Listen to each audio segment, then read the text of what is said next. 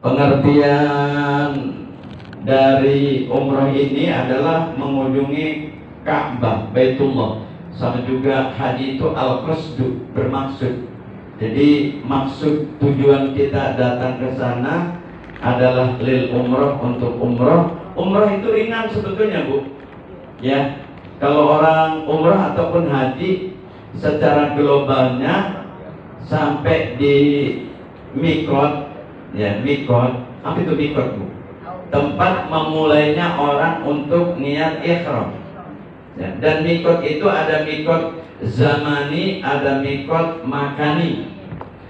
Zamani itu kapan saja orang berumrah. Ya, mau bulan Muharram, mau bulan Safar, mau bulan Rabiul Awal, Rabiul Tsani, Jumadil Ula, Jumadil Tsaniyah, Rajab, Sya'ban, Ramadan, Syawal, Dzulqa'dah, Dzulhijjah, silakan umroh. Tapi kok nggak boleh di bulan Syawal udah mau mendekat ke bulan Dzulqa'dah, karena itu fokus dengan jamaah haji. Jadi bukan berarti umroh itu nggak boleh. Ya, fokus betul dari petugas Saudi yang terkait dengan urusan nanti, ya baik penerbangan maupun tugas-tugas yang berkaitan dengan haji. Jadi umrohnya ditunda untuk sementara waktu. Biasanya dulu itu Syawal itu udah nggak ada umroh. Tapi kemarin di pertengahan Syawal, bahkan sampai akhir Syawal masih ada. Iya, sampai Dzulqa'dah dulu nggak ada itu. Ya, zaman dulu Syawal sudah tutup semuanya. Sekarang sudah diberikan keleluasan. Syawal masih ada, Dzulqa'dah masih ada. Bahkan ya mungkin di penghujung Dzulqa'dah masih ada. Ya, Dzulqa'dah. Kalau Dzulqa'dah itu di kampung bilangnya bulan Apit. Ngerti, Bu ya? Biasanya hitungan Surah, Safar, Mulud, Sri Mulud, Manilawal, mulai akhir, Rejab, Roh, Puasa, Syawal, Apit, Haji. Sering nggak turun. Hah? Sering nggak turun sisanya. Iya. Kalau udah beli tiket. Oh iya tuh, nggak turun, Bu, bisanya ya. Karena memang lagi fokus kepada haji. Jadi jangan sampai nanti kok katanya haji itu kapan saja, mikot zamani itu kapan saja untuk berumrah, betul. Ya. Nah, mikot makani itu tempat. Jadi kalau zaman waktu kapan aja, ya kapan saja. Dan ingat, ketika orang sudah memulai niat berihram, ini yang khususnya bapak-bapak nih ya. Kalau ibu-ibu kan, ibu-ibu begini udah pakainya udah asik udah. Ya, tapi kalau bapak-bapak memang berbeda. Ya, kain ihram dua helai itu menandakan orang tersebut sudah memulai untuk menunaikan ihram. Walaupun sekarang ini orang dia umroh ataupun tidak umroh, dia berihram umroh ataupun tidak, ataupun belum, tetap saja masuk ke Masjidil Haram. Kalau ingin merapat mendekat kepada Baitullah, harus action pakaian ihram. Ya. Terus ada yang tanya, kalau gitu kita bohong? Bukan bohong, ini siasat. Ya, iya, kalau nggak diakalin begitu, nih bapak-bapak umroh selesai, ingin tawaf sunnah, ya tawaf sunnah, pakai pakaian yang bebas dengan tidak menggunakan kain ihram, nggak bisa, mamnu, dilarang. Jadi kalau kita sudah dengan pakaian ihram, mereka nggak bakalan tanya ente sedang berihram, enggak, pokoknya kostum yang digunakan ihram udah langsung jalur bisa masuk ke Masjidil Haram. Jadi besok kalau ingin tetap dekat dengan Baitullah, selalu dengan pakaian ihram. Tapi boleh menggunakan sirwal dakhil, ya, pakai celana atau celana sport, gitu ya. Karena tidak berihram, ya, karena lagi ingin tawaf sunnah. Jadi disiasatin gitu. Hal-hal yang seperti itu kadang-kadang terlupakan. Antara kita lagi ihram sama lagi tidak ihram dengan pakaian ihram kadang-kadang disamain. Ya beda. Jangan dibalik lagi, malah kalau dibalik salah, lagi berihram pakai celana. Sudah labbaik Allahumma umratan, ini kan kena sanksi. Ya hati-hati betul. Biasanya nanti pembimbing ini selalu mengingatkan setelah kumpul, menjelang niat diperiksa umpamanya tentang wangi-wangiannya bagaimana. Jadi kalau sebelum niat wangi-wangi masih boleh, ya, gunting kuku dan larangan-larangan yang berkaitan dengan ihram umrah ataupun haji sebelum niat nggak ada masalah, semua dilakukan, ya. Tapi ada hal-hal yang memang perlu juga dijaga sekalipun itu tidak dalam keadaan ihram, karena ta'ziman lil haram, ya, tanah haram seperti itu. Jadi Bapak dan Ibu yang dirahmati Allah, langsung ke poin umrah saja kita. Jadi ketika Ibu sudah berada di mikot, memulai untuk berihram umrah, hendaknya sebelumnya disunahkan untuk mandi ihram. Ya, mandi ihram biasanya sebaiknya itu di hotel. Sebab kalau untuk rapi-rapi mandi di mikot ini nggak mungkin. Kenapa nggak mungkin? Padahal fasilitas ada. Karena kondisi sekarang ini orang umrah itu jumlahnya bersama Pak Haji banyak betul, ya. Jangankan untuk mandi di tempat mikot di Bir Ali ataupun di mana itu Tanim, ya. Biasanya jumlah orang banyak, kita masuk ke hamam saja baru juga memulai masuk sudah pintu sudah diketuk, ya.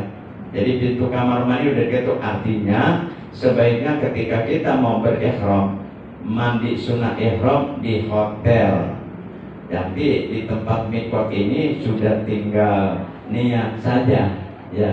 Dan pembimbing biasanya selalu mengingatkan supaya niat ini bersama-sama, ya. Sebab kalau masing-masing khawatir nanti yang sudah niat dia gunting kuku, nah ini kan jadi masalah, jadi apa, kena sanksi, kena ada.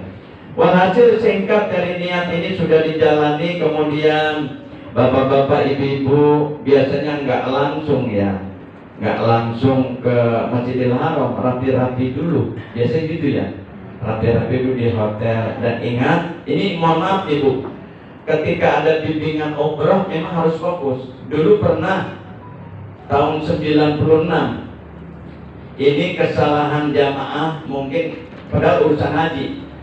Manasik itu kalau di kelompok bimbing ibadah haji itu hampir 16 kali, di kecamatan 4 kali, di kabupaten 2 kali dengan jumlah yang banyak.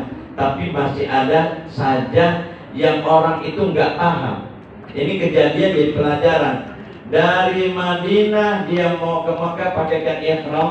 Nah, zaman dulu nih, ya, karena mobil jumlahnya ada 10 bis, kalau zaman 1 kloter. Rupanya ini orang tidak mendengar bimbingan. Sampai di Mekah, sampai di hotel, dia salin. Belum umroh, belum. Niat sudah ada dari Bir Ali di Madinah sampai di Mekah. Biasanya panggul-panggul apa ya, panggul-panggul tas untuk ke kamar masing-masing. Tanpa diketahui sama ketua rombongannya, dia salin. Pakai kaos, pakai celana putih panjang, terus sambil nguduk di depan lift.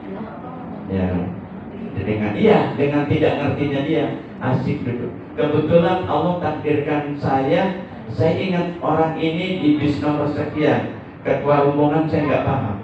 Saya tanya, "Kong, mohon maaf, siapa yang suruh Kong ini ganti pakaian?" Gua ribet pengantong, gerah gua. Iya Bekasi, itu rumahnya Bekasi. Gerah pengantong, gua ribet banget. Ya Allah. Jadi Allahu Akbar, astagfirullah. Hati-hati juga nih. Ya, umroh ini kan sebentar waktunya. Sebentar. Jadi memang harus pengetahuan itu, kalau belum paham tanya sama pembimbing. Nggak usah malu-malu, kesempatannya itu terbatas. Jadi jangan sampai melangkah dalam ibadah umroh mau ngambil keputusan sendiri. Oh, saya ini nggak paham, kira-kira kena dam nggak, gitu kan? Jadi banyak tanya, nggak apa-apa. Fas'alu ahla dzikri in kuntum la ta'lamun. Bertanya kepada ahlinya.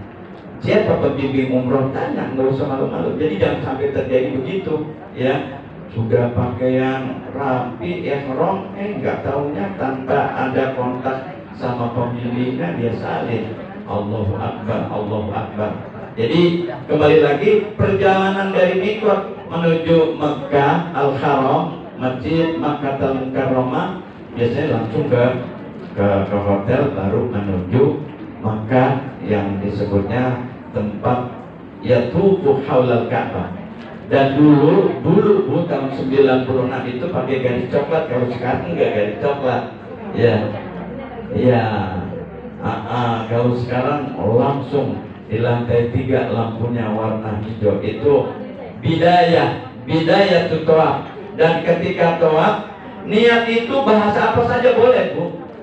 Kalau niat itu menggunakan bahasa kita.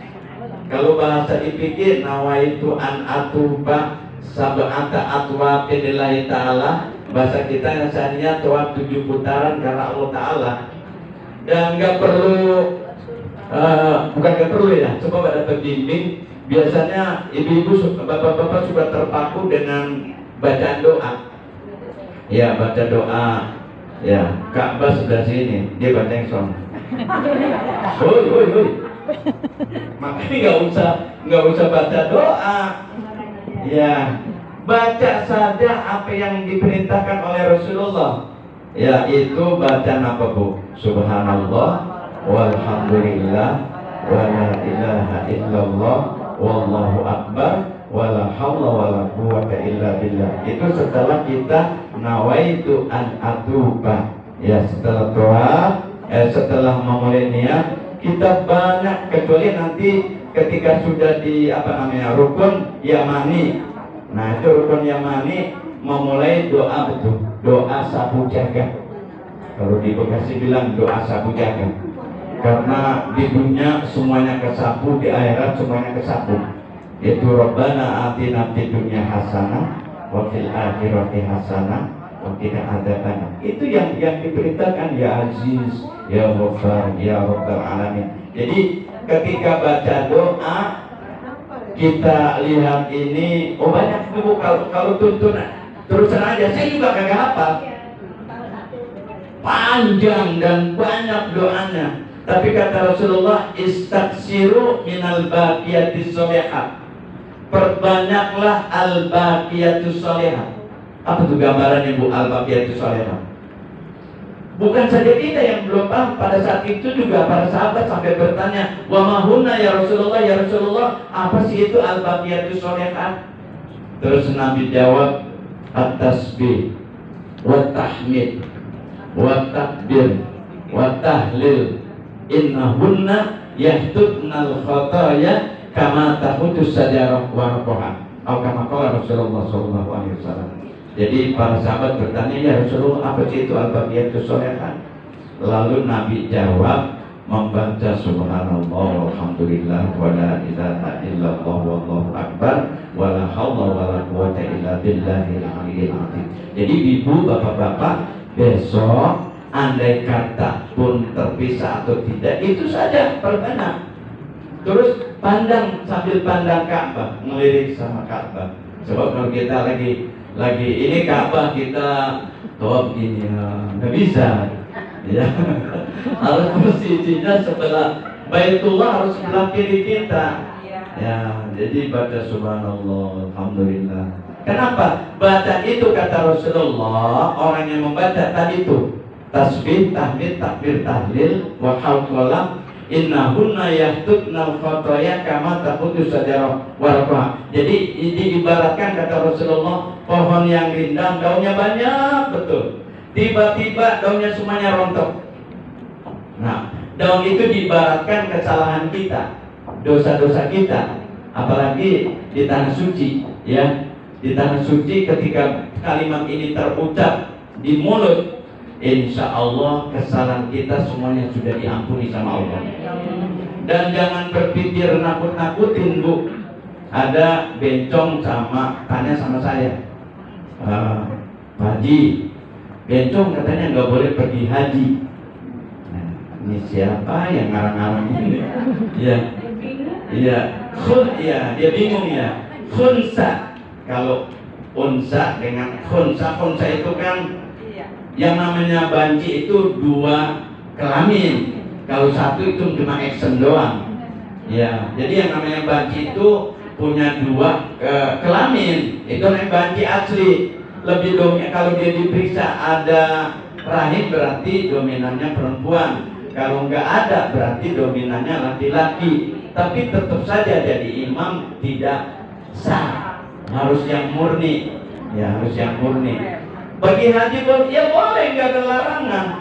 Tapi dia harus kemana yang dia tujunya ini? Kalau dia lebih dominan kepada sifat laki-laki dan secara organnya laki-laki, dia pakai kain ihram.